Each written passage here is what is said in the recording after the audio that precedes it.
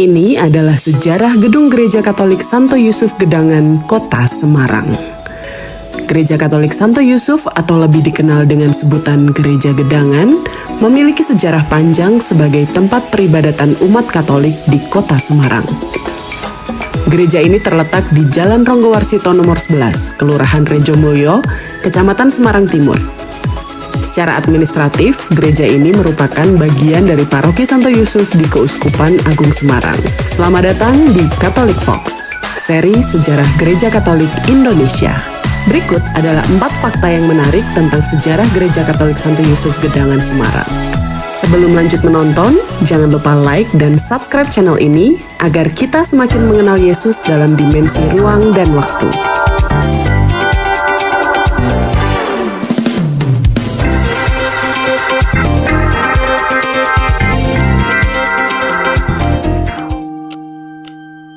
Fakta yang pertama, Gereja Katolik Santo Yusuf Gedangan merupakan gereja Katolik tertua di Kota Semarang. Kisah berdirinya Gereja Gedangan tak terlepas dari kedatangan Pastor Lambertus Prisen pada tanggal 28 Desember 1808 di Kota Semarang. Pada waktu itu, Pastor Prisen mendapat mandat dari Gubernur Jenderal Daendels untuk melayani umat Katolik di Stasi Semarang. Waktu itu, umat Katolik belum memiliki gereja sendiri sehingga diperbolehkan menggunakan Gereja Immanuel atau Gereja Belenduk. Baptisan pertama tercatat pada tanggal 9 Maret 1809, menandakan awal mula komunitas Katolik di Semarang. Tercatat dalam tahun itu ada 14 orang yang dibaptis.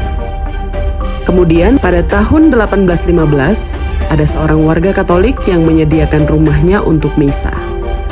Maka tepatnya pada tanggal 7 Agustus 1815, untuk pertama kalinya misa dapat dilakukan di rumah sendiri. Sejak itu, misa dirayakan di rumah warga tersebut. Pada tahun 1822, Pastor Prisen membeli sebuah rumah besar yang digunakan sebagai gereja, sedangkan tingkat atasnya dipergunakan sebagai pastoran. Tepat 1 Agustus 1824 diselenggarakanlah pertama kalinya misa di gereja sendiri. Tanggal 1 Oktober 1870, Pastor J. Linchdon melakukan peletakan batu pertama guna mengawali pembangunan gedung Gereja Santo Yusuf di atas tanah pemberian pemerintah Hindia Belanda. Menjelang selesainya pembangunan pada bulan Mei 1873, gereja yang sudah setengah jadi tiba-tiba roboh. Selanjutnya dilakukan perbaikan, hingga pada tanggal 12 Desember 1875, bangunan gereja tersebut selesai dibangun dan diberkati oleh Pastor J. Linchdon. Tahun 1876, sudah ada Jesuit yang ditempatkan bertugas di Semarang untuk membantu pastor diosesan. Awal abad ke-20, gereja mengalami perluasan dan renovasi, termasuk penambahan menara dan pastoran. Fakta yang kedua, Gereja Katolik Santo Yusuf Gedangan menjadi saksi perjuangan kemerdekaan bangsa Indonesia. Pada perkembangannya, banyak tokoh besar agama Katolik dan tokoh nasionalis yang pernah tinggal di Gereja Gedangan, seperti Romo Franciscus G.J.M. Van Lith S.J. dan Monsinyur Albertus Sugiopranoto. Gereja Gedangan sendiri menjadi saksi bisu berbagai peristiwa sejarah penting di Semarang, termasuk pertempuran 5 hari Semarang. Seperti yang kita ketahui, Monsinyur Sugiopranoto merupakan pahlawan nasional dan punya semboyan terkenal 100% Katolik, 100% Indonesia. Dialah uskup pribumi pertama di Indonesia yang berjuang pada masa revolusi. Monsinyur Sugiopranoto pernah membantu pemuda pribumi dalam memerangi Jepang dalam pertempuran 5 hari di Semarang pada tahun 1945. Kala itu Sugiopranoto mempersilahkan para pemuda bersembunyi di Gereja Gedangan agar terhindar dari kejaran tentara Jepang.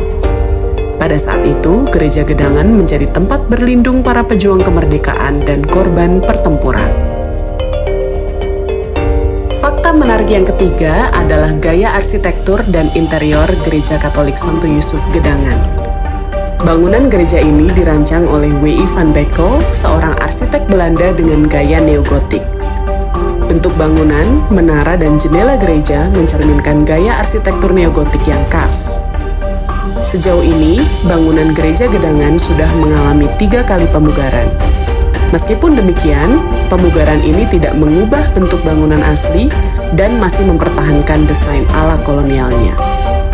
Yang sering mengalami perubahan adalah gedung layanan pastoral yang digunakan untuk pelayanan imam dan persekutuan gereja.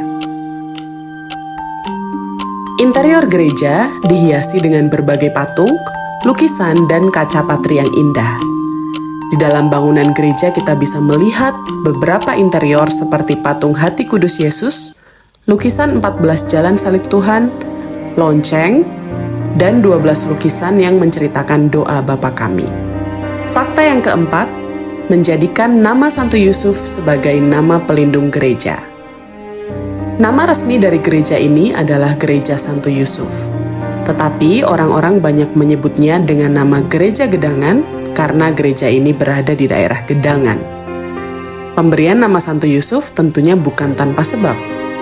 Sosok Santo Yusuf terkenal memiliki sikap kerendahan hati yang tidak pernah menonjolkan diri, bertanggung jawab, dan pekerja keras dalam menjaga keluarga kudus Nazaret.